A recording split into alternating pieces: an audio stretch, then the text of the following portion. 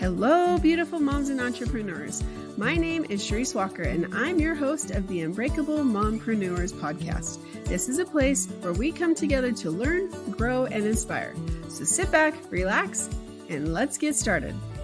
Hello, Unbreakable Mompreneurs. My name is Charisse Walker, your host, and today we're here with Victoria Pelletier. And she has been a firecracker, I would say, in terms of being able to climb the corporate ladder and CEO at 24 years old, right? So without further ado, why don't you introduce yourself to our guests? Well, thanks for having me. It's a pleasure to be here. And so I'll try and do an abridged version, but I feel like there's a lot to cram in there. Okay. Yes, I am a career-long corporate executive. I started working very early. So when I got recruited at age 24 to my first executive role, I still had a number of years of experience under my belt at that point. I've stayed predominantly in the world of B2B professional services, but I've also built and bought companies along the way. I've always had a proverbial side hustle. I sit on multiple boards, both for-profit and not-for-profit. Currently just one that I'm on, which is a not-for-profit called helpusadopt.org. I'm adopted, so it's one of the ways in which I choose to give back.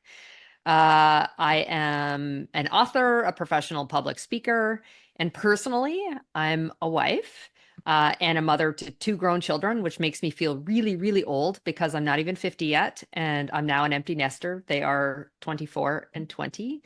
I'm a bit of a fitness fanatic and a foodie and a wine lover, and I'm also a dog mom.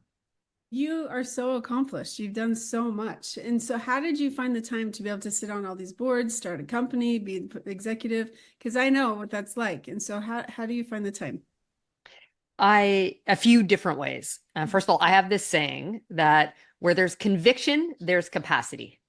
And so for a lot of people I hear, I can't get it done. There's just not enough hours in the day. And this is where I will challenge them. I sign a lot of my social media posts with hashtag no excuses. And by that, what I mean is we make choices. So for me to be a fitness fanatic who chooses to work out early morning means I have to get to bed early at night. So I don't get to stay up watching, Netflix till all hours of the night. When my children were younger, and it was still very much a work in an office culture, I tried to leave the office by 5 or 6 o'clock, get home, have dinner with them. And then when it was time for bed, I then hop back online for a couple of hours.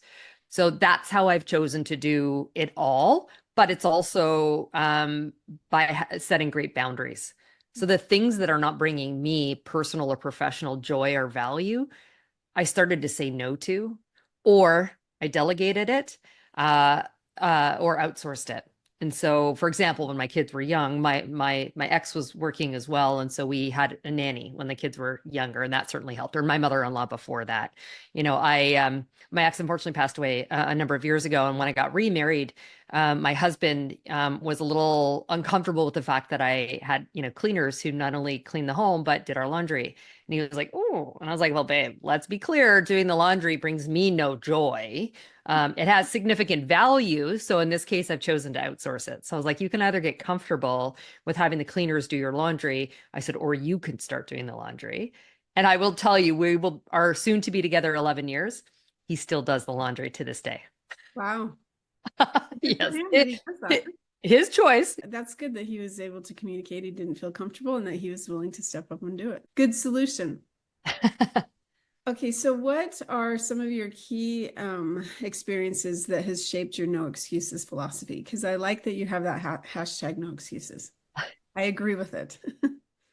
My children don't always love it. I will tell you that. And many of my friends and my team members, first of all, it comes from I'm born into some pretty horrible circumstances. I'm born to a drug addicted teenager who was very abusive to me. I'm fortunate that I ended up being removed and adopted out of that situation. But my adoptive parents, are lower socioeconomic position, which is part of the reason why I started working at age 11. And I remember my mom is the woman that raised me. She said to me, I think when I was like 10 or 11 years old, she's like, Tori, you need to do better than us. And she meant getting a good education by vocation. But she didn't have to tell me that. So in fact, my no excuses, I think, although I didn't have the vernacular at 11 years old, when I sort of had this mindset was, I'm going to be better than either the biology I was born into or the circumstances I'm in. I'm not going to let anyone prevent me from achieving like the goal or objective that I've set for myself. So one, I'm very clear on what that is. And although we can't control all of the adversities or challenge that's going to come our way, we are always in control of how we react or respond to those. And that doesn't mean I don't like suffer like great emotion. Like I'm such an extremely emotional individual, both anger, sadness, all the emotions when something happens. But then I choose to move beyond that and drive towards, again, whatever that goal or objective I've set for myself. So I think some of it for me is my circumstance. Some I think is DNA. And I've just learned to step into a zone of the things that make me really uncomfortable. That's actually where I find like the magic happens in terms of like opportunity and growth. Yeah, it is so true. There's something, and I do believe that we're all called to do something as well. And my husband lost his job earlier in the summer, and I'm like, oh, dang it. Now that I know that there's a purpose, I know that there's a reason, and I know exactly what it is. And I'm still fighting tooth and nail because I know what I'm supposed to do. And I just, it's those type of things. And there's no excuse. I take full responsibility. I cannot blame a single other person as much as I would love to. Actually, I'm not that person, but it's just interesting how some people do. They choose to use excuse after excuse after excuse. And if you could just say, suck it up, buttercup, and like who is responsible for your life? It's no one but yourself. And so I love that philosophy. I 100% agree with it. Thank you. Okay, so let's talk about leadership because you've written a book called The Power of Whole Human Leadership. Okay. And tell us what it's about.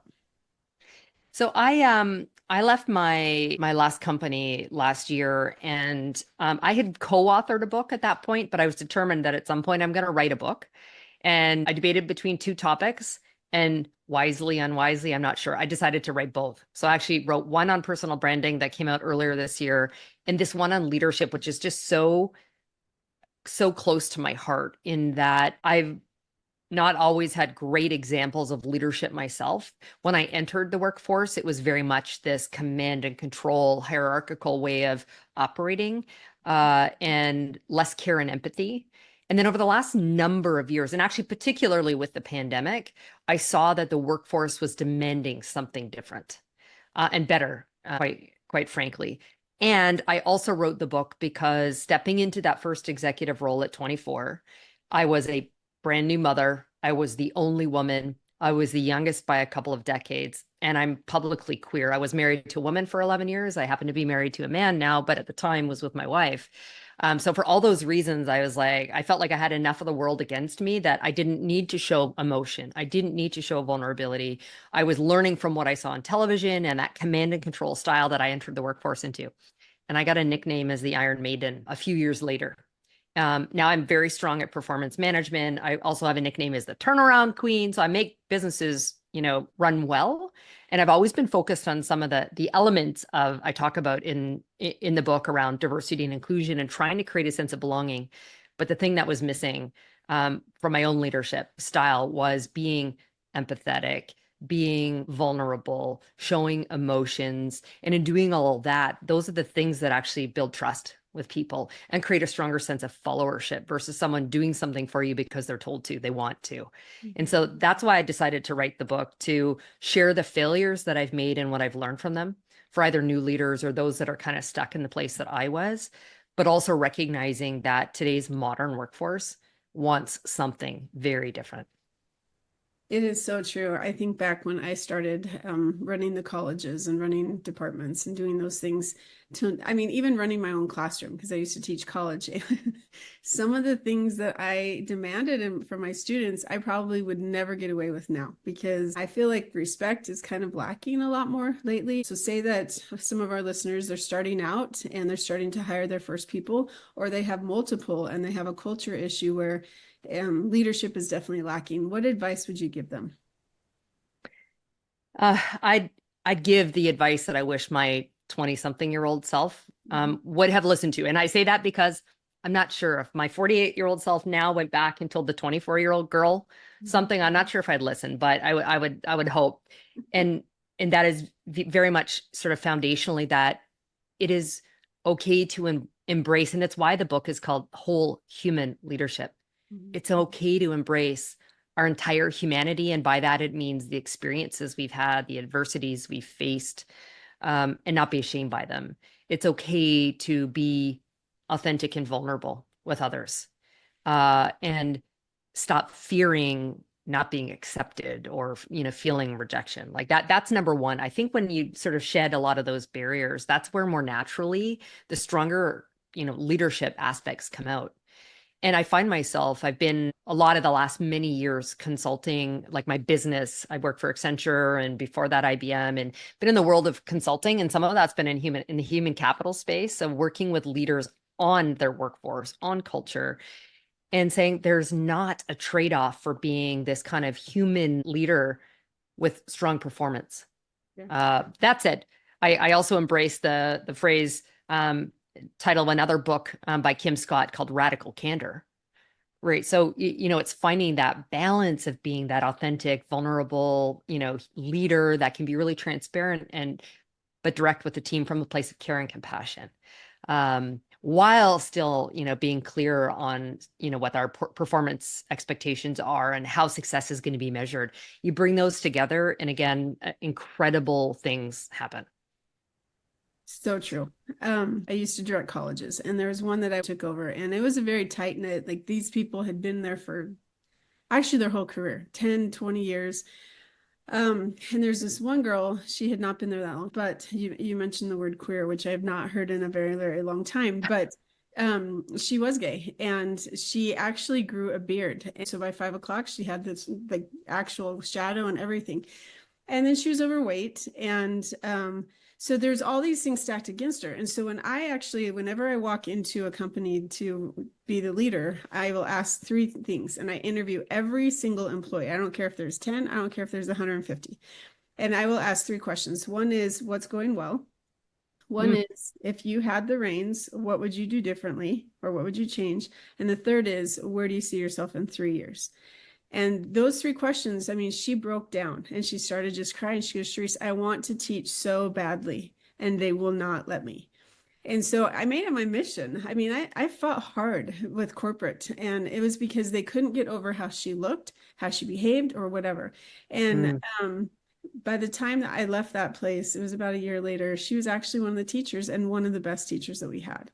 And so I find it's interesting when you can try to pull people in by asking their opinions, by seeing, because I know when I used to be just this lowly teacher, we would meet in the parking lot after 11 o'clock at night and talk about how we would change. It was like the soap opera. As the world turns, it was as the insert name of school turns. And we would plan all this stuff because we were in the trenches with those people. And I think sometimes as leaders, we lose sight of that because we spend so much time in an office because we're so overwhelmed with things. And so if we can get out and ask people questions, and I love how you talked about empathy and making sure that you have all inclusive, the entire human being, that to me is very important. I agree with you.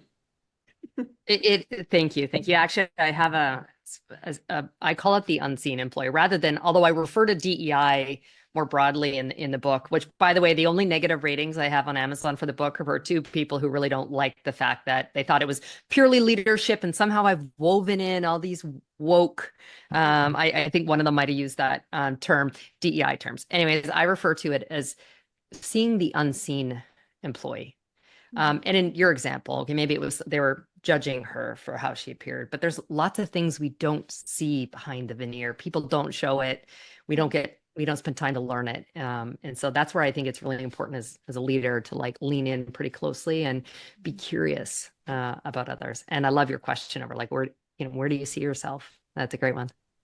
Yeah, because if they want to be here, great. If they want to be able to move up, let's get them on a plan. If they don't, that's good to know too. That's right. So you can start backfilling if you need to. So, okay. So how do you apply resilience and personal development strategies in your current leadership role? So I, in addition to talking maybe about some of my personal adversities, I've also been through 40 merger, acquisition, or related transactions in my career. roughly half of those directly companies I've bought and sold, or the companies I worked for where I've directly been involved in what those activities, and the others have been in support of clients and on their journey. So I have a lot of firsthand knowledge around how do we need to be resilient in the times of significant change or transformation.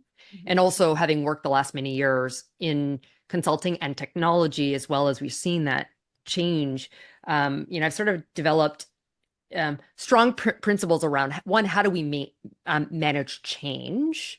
And a lot of that comes down to, most people think change management, oh, I've got like a project management office, and that's about having some good comms, communications, and a solid project or program management plan. And there's so much more to that. For me, I developed, and it can be applied both personally and professionally, this kind of 5-step plan or framework, I should say, to resilience. So the first is just to be really clear on whether it's from a business, the strategy, it can be, or otherwise at a personal level, it can be as simple as having that career goal, financial goal, fitness goal, whatever it is. You have a goal, objective, or a vision for yourself. One, that's always your anchor, and gains to help you with clarity around where you're going towards, and kind of that no excuses mindset. The next is being very self-aware and incredibly self-reflective. When you have the emotion, when some kind of change is triggered or some condition, whether it be world and the wars going on, or the economics or whatever, that are impacting, like how does it affect you? How are you feeling? Taking stock of that, to then do the next part of that, which is, I have a phrase, I use it frequently for many things, including in this like resilience framework: strategic intentionality. If you're clear on your goal, objective, or framework, then you should be taking actions. Your thoughts, your language, your behavior should all move you forward in progress towards that goal or objective. The fourth is surrounding yourself with community. And so whether in the work context, that's the coaches, the mentors, and the sponsors you have around you, or in a personal life, it can be having your own personal board of directors, a combination of family and friends. And in some cases, it might be professional help you need, depending on the kind of trauma or adversity you've had, who will support you on that journey. And they should also challenge you. Are there some blind spots you don't see, again, as you're working through that kind of self-awareness piece? And the last one, and this one was a really big one for me because I was such a perfectionist, is giving yourself permission to fail. We're going to. So as much as I said, you can control your reaction or response, there's a lot of things that are uncontrollable. So you might get derailed temporarily. But again, if you go back to step number one, in terms of being really clear on what that, that vision or goal is for yourself, then that should just take you back. And then doing that over and over again, it's not comfortable. But again, as I said earlier, like stepping into that discomfort zone is actually when I think greatness happens. Those are great steps.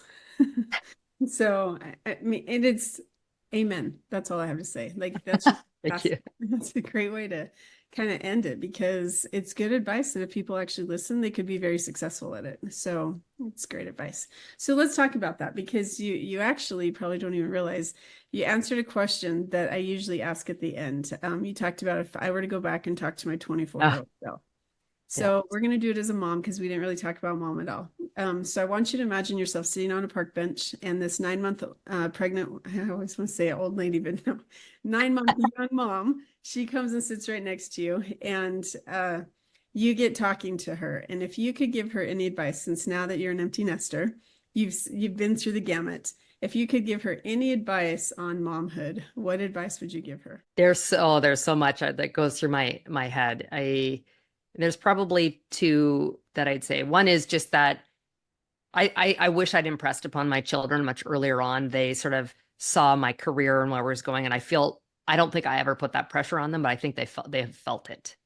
And so I think I would have done more to, talk around to my children around being their, whole human selves, and, success being defined in their own right. In the way that makes them happy. Because like I said, I feel like felt a little bit of a burden on that. And so I wish I would have started those conversations earlier. I've certainly had them.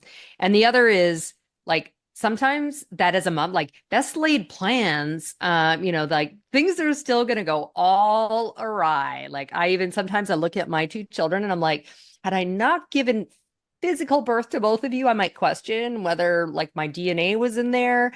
You were raised the same, yet Very, very different. So like I've gone like, what could I have done? I'm like, you know what? We're all human. So they're, gonna come out and be very different. And I think to some extent we do our best.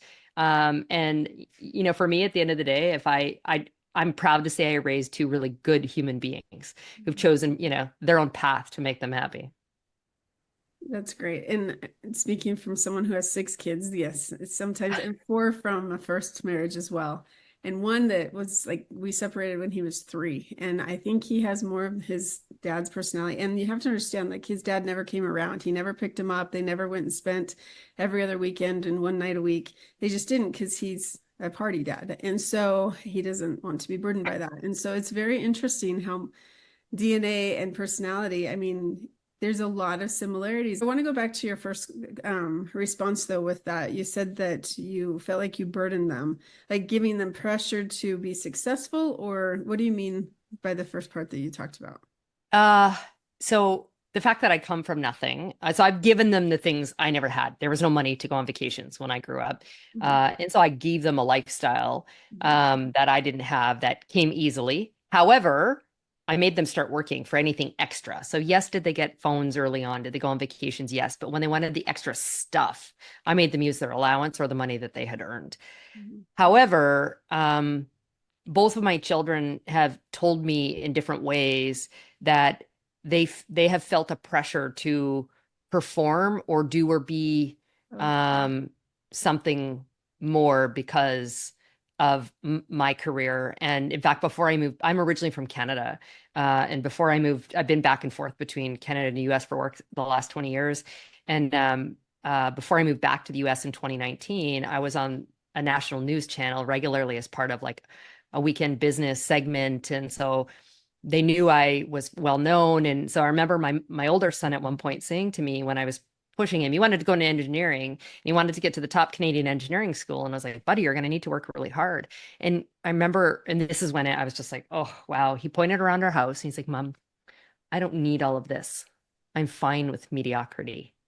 Uh, and then later he went on to tell me like I want a house and a wife and a dog. I'm like, well, buddy, those all cost money. So we do need to kind of push you a little bit more to get the grades to get into the school that you want to get to. And he subsequently told me when he was then in college and I was working for IBM at the time, I said, I can help you get an internship. I said, I'll open the door. You have to get the job. That's what I do. And he said, Mom, and I just been named one of the top 50 leaders in technology. And he said, Mom, I'm really proud of you, but I want you to know I don't want to be you. Kind of hurt, kind of hurt. And I don't think he meant it in that way at all. I think the pressure of the career I've had, the stuff I do in media and beyond, they felt it and in moments where they don't feel like they're performing. I can relate. Yeah. I mean, yeah, I think as a mom, like you do want to be able to give them as much as you can. And you do want them to be able to, I'm going to start to get emotional. Like you want them to be successful and you don't want them to have to struggle. And so when I went through the divorce, I mean, I was doing very, very well. I was supporting, like the house was in my name. I was supported the kids. He walked away and didn't really ever support them. And I was okay with that. It's hard to watch though, because they feel abandoned. So anytime their dad gives them attention, they're like latch onto it. And here's a man who's over 50 and he doesn't have a job. He lives off his parents and still to this, so does his older brother. And so it's interesting to watch. And like, I do, because you do want to push them because you know what it takes and you know the hard work and you know what life is like. But at the same time, it's like, okay, they have to have the same path you have in terms of they have to learn along the way and they're willing to do whatever. And so sometimes I do. I'm like in high school, I was voted most involved, like stupid title, whatever. But I did everything, right? And they don't. And so it's hard to watch sometimes, but at the same time, it's like, okay, I cannot live vicariously through them and I cannot push them to do something that they don't want to do. Like, why don't you want to play basketball or why don't you want to play sports? But one person's very musical and another person's like, Mom, I just don't, I want to do crafts, and Yeah. it's hard as a mother to try to have that balance and that juggle. And I think no matter what we try to do, we're going to do it wrong.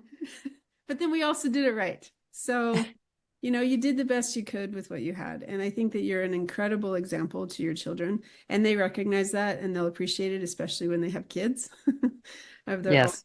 I think I look back at my mom and I'm like, oh my gosh, that woman is a saint. She got up every single morning and made all 4 kids plus her husband lunch. We always had dinner. There was chores like we were given lists. And I mean, the things she accomplished, she ran circles around me, is how I feel. But I didn't realize that until I had kids. So it'll come around. I hear them come around. Even my younger one, who actually said to me a matter of months ago, Mom, you know what? Like, you're actually almost always right. I was like, what? Hold on, let me get my tape recorder. Like, get my iPhone out. So, and he's only 20. So I'm like, oh, wow. Okay. So yeah. Wow. See, you did do well if he already recognized 20 right. And he doesn't even have kids. Yeah. I'm assuming he doesn't, maybe. No. Yeah, that's amazing. Well, I really enjoyed talking with you. You have great advice. You have a ton of experience. And I think that what you've been able to accomplish and what you give back is incredible. So thank you for coming on. Thanks for having me. And if our listeners want to learn more about you or find your book, how do they get a hold of you? The easiest one-stop shop, so to speak, is my website, which is victoria-pelletier.com. They can buy the books there. They can just read some of the content. Many of the podcasts I'm on will be there. But it also has the links to connect with me on the other social platforms as well. Fantastic. All right. Well, thank you so much. And Unbreakable Moms, you can do it. #no excuses, right? That's right. Just keep going. Every single day is just a blessing that we are still here, and you can do what you want to accomplish if you set your mind to it. So go out and make it a great day. Beautiful moms, remember, you are unbreakable. Keep illuminating the world with your strength, pursuing your dreams, and reveling in the splendor of motherhood. This is Charisse Walker, bidding you farewell for now. Stay tuned for more empowering conversations on the next episode of the Unbreakable Mompreneurs podcast. Until then, keep shining bright. Signing off with love, Charisse Walker.